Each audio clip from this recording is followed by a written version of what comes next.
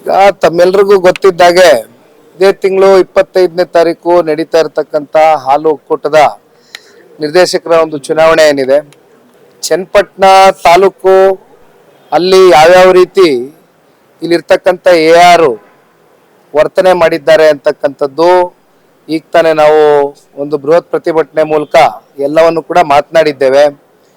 8 ಸೊಸೈಟಿಗಳನ್ನ ತರಾತುರಿಯಲ್ಲಿ ನೋಟಿಸ್ ಕೊಟ್ಟು ಸೂಪರ್ಸೀಡ್ ಮಾಡ್ತಕ್ಕಂಥದ್ದು ಇವೆಲ್ಲವೂ ಕೂಡ ಉದ್ದೇಶಪೂರ್ವಕವಾಗಿ ಜಯಮುತ್ತು ಅವರು 3ನೇ ಬಾರಿ ಏನು ಈ ಚುನಾವಣೆಗೆ ಸ್ಪರ್ಧೆ ಮಾಡ್ತಾ ಇದ್ದಾರೆ. 2 ಬಾರಿ ಈಗಾಗಲೇ ಅವರು ಅತ್ಯಂತ ಕಾರ್ಯೋನ್ಮುಖರಾಗಿ ಕೆಲಸ ಮಾಡಿದ್ದಾರೆ. ಇವೆಲ್ಲವನ್ನ ನೋಡಿ ಕಾಂಗ್ರೆಸ್ನ ಕೆಲವೊಂದಷ್ಟು ನಾಯಕರುಗಳ ಒಂದು ಒತ್ತಡಕ್ಕೆ ಮಣಿದು ಇವತ್ತು AR ನಡ್ಕೊಂಡಿರ್ತಕ್ಕಂಥ ರೀತಿ ನಿಜಕ್ಕೂ ಕೂಡ ಬಹಳ ಖಂಡನೀಯ. ಇದನ್ನ ನಾವು DC ಅವರ ಗಮನಕ್ಕೆ ತಗೊಂಡ್ ಬರ್ತಕ್ಕಂಥ ಕೆಲಸವನ್ನ ಮಾಡಿದ್ದೇವೆ. ಬಿಕಾಸ್ ಅಲ್ಟಿಮೇಟ್ ಇವತ್ತು DC ಅವರು ಅಂತಕ್ಕಂಥದ್ದು ಇವತ್ತೇನು ಒಂದು ಡಿಸ್ಟ್ರಿಕ್ಟ್ ನಲ್ಲಿ ಅವರು ಇನ್ಚಾರ್ಜ್ ಇರ್ತಕ್ಕಂಥ ಹಿನ್ನೆಲೆಯಲ್ಲಿ ಅವ್ರಿಗೆ ಅವ್ರದಾದಂಥ ಪವರ್ಗಳಿದೆ. ಹಾಗಾಗಿ ಸಾಕಷ್ಟು ಈಗ ದೀರ್ಘಕಾಲ ಸನ್ಮಾನ್ಯ ಮಂಜಣ್ಣ ಅವರು ಕೂತಿದ್ರು, ಸಾಕಷ್ಟು ಮಾತನಾಡಿದ್ದೇವೆ. DC ಅವರು ಅಂತಿಮವಾಗಿ ಅವರ ಒಂದು ಫ್ರೇಮ್ ವರ್ಕ್ ಅಲ್ಲಿ ಅವರ ಒಂದು ಚೌಕಟ್ಟಿನಲ್ಲಿ ಒಂದು ರಿಪೋರ್ಟ್ ನ ಕಳಿಸ್ತೀನಿ ಅಂತಕ್ಕಂಥದ್ದನ್ನ ಈಗ ತಾನೇ ಒಂದು ಭರವಸೆಯನ್ನ ಕೊಟ್ಟಿದ್ದಾರೆ. ಅದನ್ನ ಹೊರತುಪಡಿಸಿ ನಾವು ಸಾಕಷ್ಟು ವಿಚಾರಗಳು ಚರ್ಚೆ ಮಾಡಿದ್ವು. ಇದೇ ರೀತಿ ಕಳೆದ ವರ್ಷ ಡಿಸೆಂಬರ್ ತಿಂಗಳಲ್ಲಿ ತುಮಕೂರಿನಲ್ಲಿ ಇದೇ ರೀತಿ ಒಂದು ಘಟನೆ ನಡೆದಾಗ DC ಅವರು ಒಂದು ಆದೇಶವನ್ನ ಕೊಟ್ಟಿದ್ರು ಬಹಳ ಬಲವಾಗಿ. ಅದನ್ನು ಕೂಡ ತೋರಿಸಿದ್ವಿ, ಈ ರೀತಿ ನೀವು ತಗೊಳ್ಬೋದಲ್ಲ, ಯಾಕೆಂದ್ರೆ ಇವತ್ತು ಏನೊಂದು ಸೌಹಾರ್ದಿತವಾಗಿ ಒಂದು ಚುನಾವಣೆ ನಡಿಬೇಕಾಗಿದೆ. ಮತ್ತೆ ವಾತಾವರಣ ಬೇರೆ ರೀತಿ ಗೊಂದಲ ಆಗ್ತಕ್ಕಂಥದ್ದಕ್ಕೆ ಇವತ್ತು ಯಾರು ಕೂಡ ಜಿಲ್ಲಾಧಿಕಾರಿಗಳು ಜಿಲ್ಲಾಡಳಿತ ಕಾರಣಕರ್ತರು ಆಗಬಾರ್ದು ಅಂತಕ್ಕಂಥದ್ರ ಬಗ್ಗೆ ನಾವು ಹೇಳಿದ್ದೇವೆ. ಅವರು ಎಲ್ಲವನ್ನು ಕೂಡ ಕೇಳಿಸ್ಕೊಂಡು ಒಟ್ಟಾರೆಯಾಗಿ ಅವ್ರಿಗಿರ್ತಕ್ಕಂಥ ಒಂದು ಪವರ್ಸ್ ರಿಪೋರ್ಟ್ ನ ಕಳಿಸ್ತೀವಿ ಅಂತ ಹೇಳಿದ್ದಾರೆ. RCSಗೂ ಮಾತಾಡಿ ಅಂತಿಮವಾಗಿ HOD ಅವರೆಲ್ಲ ಕೂತ್ಕೊಂಡು ಒಂದು ಇಮಿಡಿಯೇಟ್ ಆಗಿ ಒಂದು ತೀರ್ಮಾನ ತಗೊಳ್ತಾರೆ ಅಂತಕ್ಕಂಥದ್ದು ಅನ್ಕೊಂಡಿದ್ದೇವೆ. ಆದ್ರೆ ನಮಗೇನು ಅದ್ರ ಬಗ್ಗೆ ಏನು ಅಷ್ಟು ಭರವಸೆ ಇಲ್ಲ. ಅಂತಿಮವಾಗಿ ಕಾನೂನು ಹೋರಾಟವನ್ನ ಮುಂದುವರಿಸಬೇಕಾಗ್ತದೆ. ಸೊ ಕಾನೂನು ಹೋರಾಟವಾಗಿ ನಾವು ಮುಂದುವರಿಸ್ತೇವೆ ಅಷ್ಟೇ, ಕಾನೂನಾತ್ಮಕವಾಗಿ ಎಲ್ಲ ಈಗ ನಿಮ್ ಕಣ್ಣು ಮುಂದೆ ಎಲ್ಲ ಇಟ್ಟಿದೀವಿ. ಈಗ AR ಇಡೀ ಜಿಲ್ಲೆನಲ್ಲಿ ಪಾಪ ಬಹಳ ಹೆಸರು ಗಳಿಸಿರ್ತಕ್ಕಂಥ ವ್ಯಕ್ತಿ. ಯಾವ ರೀತಿ 50,000 1 ಲಕ್ಷ ಪ್ರತಿನಿತ್ಯ ಎಲ್ಲದರಲ್ಲೂ ಇವತ್ತು ದುಡ್ಡನ್ನ ದೋಚಿರ್ತಕ್ಕಂಥದ್ದು, ಅವನ ಲೋಪದೋಷಗಳು ಏನಿದೆ, ಕರ್ತವ್ಯದಲ್ಲಿ ಆಗಿರ್ತಕ್ಕಂಥ ಲೋಪ ಏನಿದೆ ನಿರಂತರವಾಗಿ, ಇನ್ನೇನು ಬಹುಶಃ 1 ತಿಂಗಳಲ್ಲಿ ರಿಟೈರ್ಮೆಂಟ್ ಇದೆ ಅಂತಕ್ಕಂಥದ್ದು ನಾನು ಕೇಳ್ಪಟ್ಟೆ ಈ ಮಂತ್ ಎಂಡು. ಹಾಗಾಗಿ ರಿಟೈರ್ಮೆಂಟ್ ಇರೋದ್ರಿಂದ ಬಹುಶಃ ಸರ್ಕಾರದ ಕೆಲವೊಂದಷ್ಟು ಒತ್ತಡಗಳು, ಪ್ರಭಾವಿಗಳ ಒತ್ತಡಗಳಿಗೆ ಮಣಿದು ಇವತ್ತು ಸ್ವೇಚ್ಛಾಚಾರವಾಗಿ ಇವೆಲ್ಲ ಏನು ನಿಮ್ಮ 8 ಸೊಸೈಟಿಗಳನ್ನ ಇವತ್ತು ನೋಟಿಸ್ನ ಕೊಟ್ಟಿರ್ತಕ್ಕಂಥದ್ದು, ಸೂಪರ್ಸೀಡ್ ಮಾಡ್ತಕ್ಕಂಥದ್ದಕ್ಕೆ ಇವೆಲ್ಲ ಏನು ಹೊರಟಿದ್ದಾರೆ. ನಿಮ್ಗೆಲ್ಲ ಗೊತ್ತಿದೆ ಜಿಲ್ಲೆ ನಾಯಕರುಗಳು ಯಾರಿದ್ದಾರೆ, ಇನ್ಯಾರು ಮಾಡ್ತಾರೆ? ಏನ್ ಪಕ್ಕದ ಜಿಲ್ಲೆಯವ್ರು ಬಂದ್ ಮಾಡ್ತಾರ, ಈ ಜಿಲ್ಲೆ ಕೈ ಹಾಕ್ತಾರ? ಜಿಲ್ಲೆಯಲ್ಲಿ ಯಾರಿದ್ದಾರೆ ನಾಯಕರುಗಳು? ದಯಮಾಡಿ ನಾನು ಒಂದು ರಿಕ್ವೆಸ್ಟ್ ಮಾಡ್ತೀನಿ ಮಾಧ್ಯಮದ ಮೂಲಕ, ಯಾಕೆಂದ್ರೆ DC ಅವ್ರಿಗೂ ನಾವು ಒಂದು ಮನವಿಯನ್ನ ಮಾಡಿದ್ದೀವಿ. ನೋಡಿ, ಈಗ ಅಧಿಕಾರಿಗಳು ಯಾರ ಕೈಗೊಂಬೆಯಾಗಿ ವರ್ತನೆ ಮಾಡಬೇಕಾಗಿಲ್ಲ. ಅವರು ಸ್ವತಂತ್ರರು. ಅವ್ರು ಯಾವುದೇ ತೀರ್ಮಾನ ತಗೋಬೇಕಾದ್ರೂ ಈ ಪ್ರಜಾಪ್ರಭುತ್ವದ ಅಡಿಯಲ್ಲಿ, ಸಂವಿಧಾನದ ಅಡಿಯಲ್ಲಿ ಸ್ವತಂತ್ರವಾಗಿ ಕೆಲಸ ಮಾಡ್ತಕ್ಕಂಥ ಕೆಲಸ ಆಗಬೇಕಾಗಿದೆ.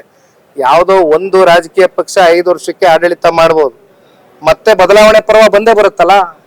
ಬೇರೆ ರಾಜಕೀಯ ಪಕ್ಷ ಬರಲೇಬೇಕಲ್ಲ. ಜನ ಬದಲಾವಣೆ ಬಯಸಿದಾಗ ಮತ್ತೆ ನಾವು ಬಂದಾಗ ಮತ್ತೆ ಇವತ್ತೇನೋ ನಮ್ಗೆ ದಾರಿ ತೋರಿಸಿ ಹೋಗಿದಾರಲ್ಲ ಕಾಂಗ್ರೆಸ್ ಅವರು. ನಾವು 30 ವರ್ಷದಿಂದ ನಾವು ಈ ರೀತಿ ನಡ್ಕೊಂಡಿಲ್ಲ ಈ ಜಿಲ್ಲೆನಲ್ಲಿ.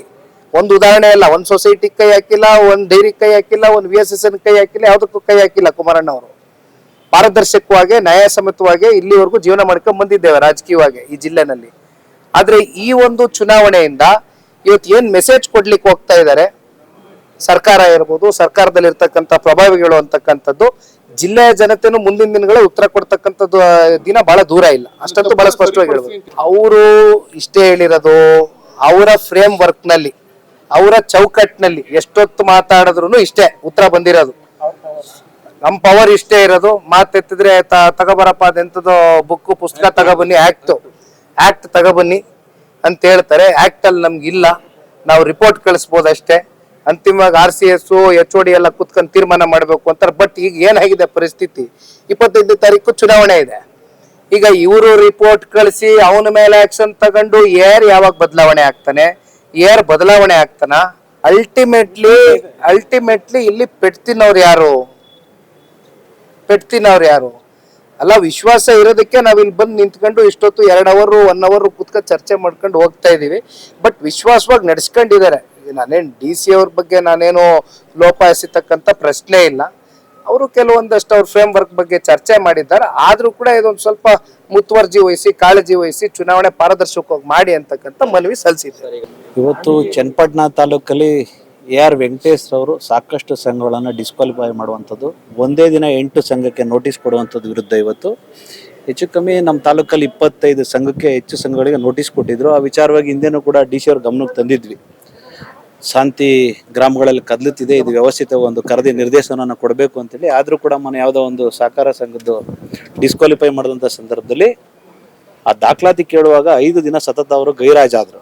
ಆ ಗೈರಾಜರಾದ ಸಂದರ್ಭ ರೈತರೆಲ್ಲ ಸೇರಿ ಪ್ರೊಟೆಸ್ಟ್ ಮಾಡಿ ಬೀಗ ಹಾಕಿದ್ರು ಅವತ್ತು. ಮತ್ತೆ ಅದಾದ್ಮೇಲೆ ತಿರ್ಗಾ 8 ಸಂಘಕ್ಕೆ ಯಾವತ್ತು ನೋಟಿಸ್ ಕೊಟ್ಟರು. ಮತ್ತೆ ಮೊನ್ನೆ ಒಂದು ಜೇಬೇಡ್ರಳ್ಳಿ ಅಂತೇಳಿ ತಿರ್ಗಾ ಅದೇ ರೀತಿಯ ವ್ಯವಸ್ಥೆ ಮಾಡಿದ್ದಾರೆ. ಆ ಉದ್ದೇಶದಿಂದ ಇಡೀ ತಾಲೂಕಿನ ಎಲ್ಲ ಹಾಲು ಉತ್ಪಾದಕ ಸಹಕಾರ ಸಂಘದ ಎಲ್ಲ ಸಂಘದವರು ಒಂದು ಪ್ರೊಟೆಸ್ಟ್ ಮಾಡಬೇಕು DC ಕಚೇರಿ ಮುಂಭಾಗ ಅಂತೇಳಿ ಇವತ್ತು ಬೆಳಿಗ್ಗೆಯಿಂದ ತಾವೆಲ್ಲ ನೋಡ್ತಾ ಇದ್ದೀರಾ. ಬಂದು ಇವತ್ತು ಪ್ರೊಟೆಸ್ಟ್ ಅನ್ನ ಮಾಡಿ ಇವತ್ತು DC ಅವ್ರಿಗೆ ಒಂದು ಮೆಮೊರಂಡಮ್ ಕೊಟ್ಟು ಈಚೆಗೆ ಬಂದ್ವಿ. ಇವತ್ತು DC ಅವರು ಇದಕ್ಕೆ ನ್ಯಾಯ ಕೊಡಿಸುವಂತ ಕೆಲಸವನ್ನ ಮಾಡ್ತೀವಿ ಅಂತ ಹೇಳಿದ್ದಾರೆ. DC ಅವರು, SP ಅವರು ಮತ್ತೆ DR ಮೇಡಮ್ ಕೂಡ ಜೊತೆಲಿ ಕೂತು ಚರ್ಚೆ ಮಾಡಿದ್ದಾರೆ. ಇವತ್ತೇ ಒಂದು ರಿಪೋರ್ಟ್ ಹಾಕಿ ಅವ್ರನ್ನ ಟ್ರಾನ್ಸ್ಫರ್ ಮಾಡೋದು ಇಲ್ಲ ಸಸ್ಪೆಂಡ್ ಮಾಡುವಂಥ ವ್ಯವಸ್ಥೆಯನ್ನು ನಾನು ಮಾಡ್ತೇನೆ, ನನಗೆ ಯಾವುದೂ ಅಧಿಕಾರ ಇಲ್ಲ. ಈ ಡಿಸ್ಟಿಕಲ್ಲಿ ಗೊಂದಲ ಆಗದೆ ರೀತಿ ಚುನಾವಣೆಯನ್ನು ಮಾಡಿಸ್ತೀನಿ ಅಂತೇಳಿ ಇವತ್ತು ನಮ್ಗೆ ಭರವಸೆ ಕೊಟ್ಟವ್ರೆ. ಮತ್ತು RCSಗೆ ಇವತ್ತು ಲೆಟರ್ ಹಾಕ್ತೀನಿ ಅಂತ ಹೇಳಿದ್ದಾರೆ.